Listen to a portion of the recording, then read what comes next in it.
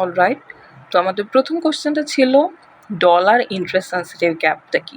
So এটার formula হচ্ছে interest sensitive assets minus interest sensitive liabilities. এটা একদম পানি ভাত, যা দেওয়া আছে সেটাই। 325 মাইনাস 325 আসে হচ্ছে 0 আমাদের রেজাল্ট। তারপরের কোশ্চেন আমাদের ছিল রিলেটিভ ইন্টারেস্ট সেন্সিটিভ গ্যাপটা কি।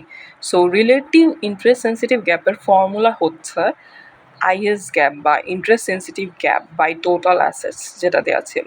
সো আইএস গ্যাপটা আমরা বের করেছি 0 আগের ম্যাথে, আর টোটাল অ্যাসেটটা আমাদের কোশ্চেন আছে 500 মিলিয়ন ছিল। হ্যাঁ, সো 05 500 মিলিয়ন হলে ইকুয়াল দিলে 0ই আসবে, উপরে 0 থাকলে সব রেজাল্টই 0 আসে।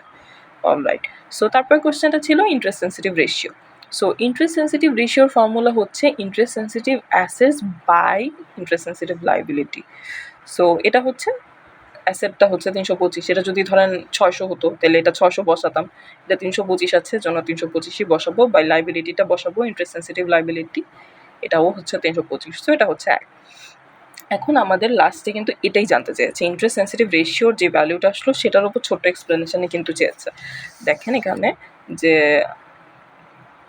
Under what scenario for market interest rates, মানে মার্কেট ইন্টারেস্ট রেটের ওপর বেস করে will twinkle experience A gain, মানে টুইঙ্কেলের যে রেজাল্টটা আসছে, টুইঙ্কেল এই কোম্পানি বা অর্গানাইজেশনের যে রেজাল্টটা আসছে, সো তারা কি হচ্ছে গেইন ফেস করছে নেট ইন্টারেস্ট ইনকামে, নাকি তারা লস ফেস করছে। সো আমাদের ইন্টারেস্ট সেন্সিটিভ রেশিও এসেছে 1। সো আমরা মনে রাখবো 1 মানে নিউট্রাল। নিউট্রাল হলে মার্কেট ইন্টারেস্ট রেটের ওপর সেই অর্গানাইজেশনটার কোনো ইফেক্টই পড়ে না। তো আমাদের অর্গানাইজেশনটা হচ্ছে টুইঙ্কেল, টুইঙ্কেলের ইন্টারেস্ট সেন্সিটিভ রেশিও হচ্ছে 1।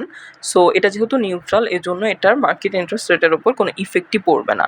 বাট এটা যদি মোর দেন 1 হতো, 1.25 হতো, বা মোর দেন 1 এনিথিং, সেক্ষেত্রে সেটা হচ্ছে পজিটিভ হতো বা সেটা অ্যাসেট সেন্সিটিভ হতো। আর যদি লেস দেন 1 হতো, লেস দেন 1 মানে এনি ভ্যালিউ যেটা লেস দেন 1,